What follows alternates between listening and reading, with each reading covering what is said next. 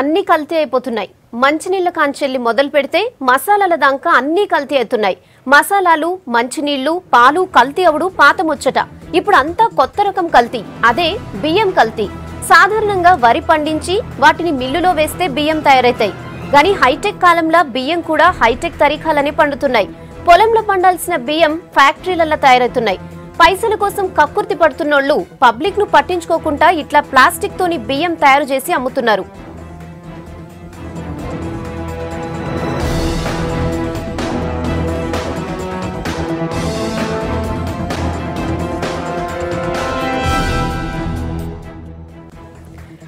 ఒకటి కాదు, రెండు కాదు, ఈ నడ్మ ఇసొంటి కేసులు చాలా బయటపడుతున్నాయి. 3 రోజుల కింద హైదరాబాద్ లో ఉన్న సరూర్ నగర్ లా ప్లాస్టిక్ బిర్యానీ బయటపడ్డది. బిర్యానీ తింటాంటే డౌట్ వచ్చి చెక్ చేస్తే అది ప్లాస్టిక్ బిర్యానీ అని తెలిసింది.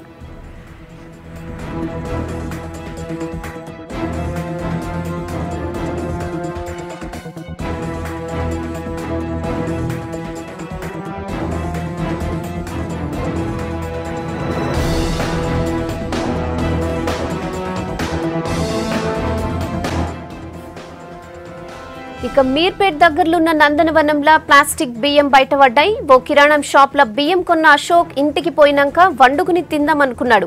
అయితే ఏదో తేడాగా ఉందని గుర్తుపట్టి అన్నాన్ని ముద్దలుగా చేసిండు. దాన్ని బండకేసి కొడితే ఆ అన్నం ముద్ద కాస్త బాల్ లెక్క ఎగిరింది. ఎంబటే షాప్ దగ్గరికి పోయిన అశోక్ ఓనర్ ను నిలదీసిండు. దీంతోని తనకు ఎసొంటి సంబంధం లేదని ఓనర్ చెప్పుడుతోటి పోలీసులకు కంప్లైంట్ ఇచ్చిండు అశోక్.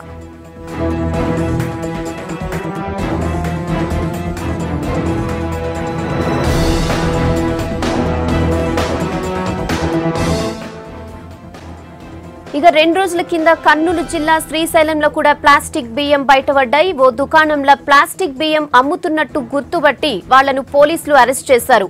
బియ్యాన్ని పరీక్షలకు పంపించారు.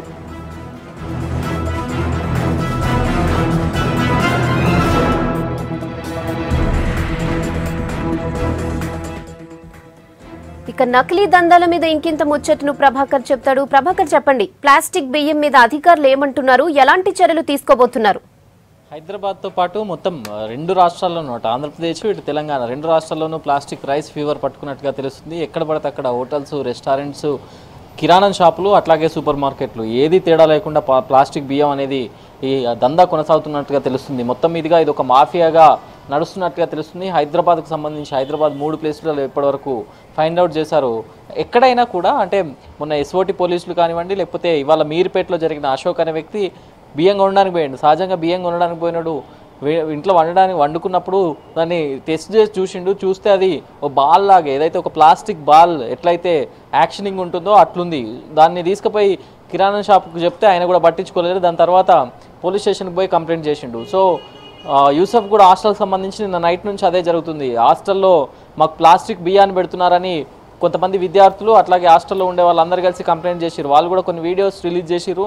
ఎగ్స్, అట్లాగే ప్లాస్టిక్ ఎగ్స్, ప్లాస్టిక్ రైసు కొనసాగుతుంది అని దాన్ని కూడా బాల్స్ లాగా చేసి దాన్ని క్రికెట్ ఆడడం కూడా జరిగింది. అంటే ఈ మాఫియా అనేది, ప్లాస్టిక్ రైస్ అనేది ఎక్కడి నుంచి వస్తుంది అనేది తెలియట్లేదు. ముఖ్యంగా మనం ఇంతకుముందు హాస్టల్ ఓనర్తో కూడా మాట్లాడినాం.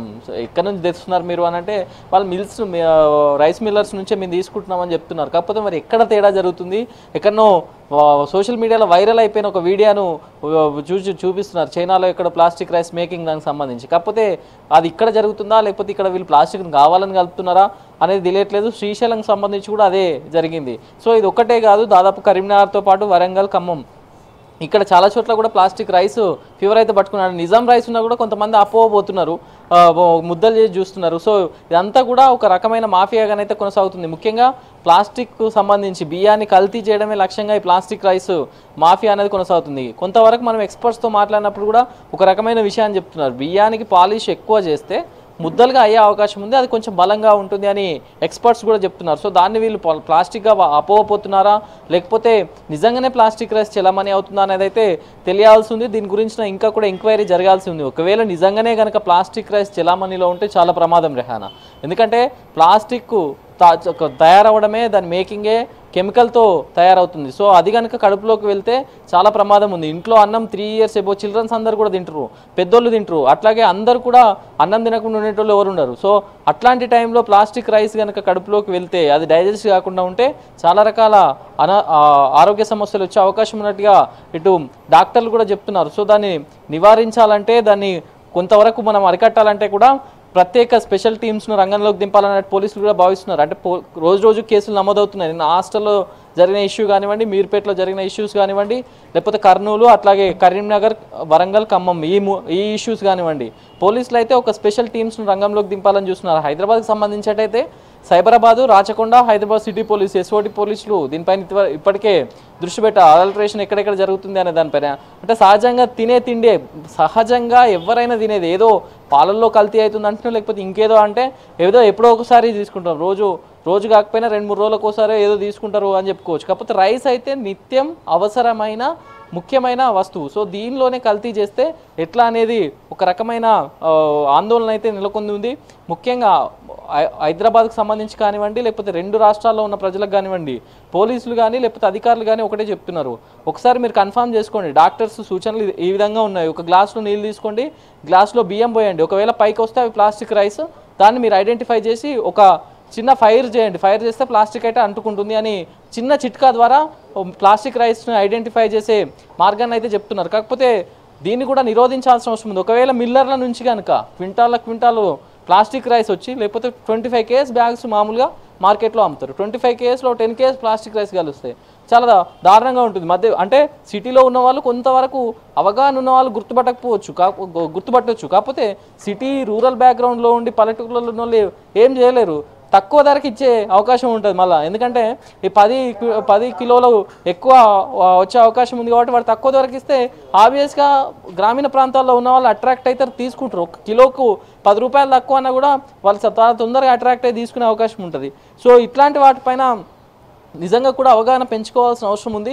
డాక్టర్స్ కూడా చాలా సీరియస్గా హెచ్చరిస్తున్నారు. ఒకవేళ ప్లాస్టిక్ రైస్ కనుక మీరు తినుంటే, ఇప్పటికే ఒకవేళ తెలిసినా ఏమైనా అనుమానం వచ్చినా కూడా వెంటనే డాక్టర్లను సంప్రదించండి, పోలీసులకు కంప్లైంట్ చేయండి అని పోలీసులు కూడా అదే చెప్తున్నారు. మీకు ఎక్కడైనా దృష్టికి వస్తే పోలీసులకు కంప్లైంట్ చేయండి, అట్లాగే వాట్సాప్ ద్వారా కానీ లేకపోతే వీడియోల ద్వారా కానీ తీసి పంపించండి అని చెప్తున్నారు.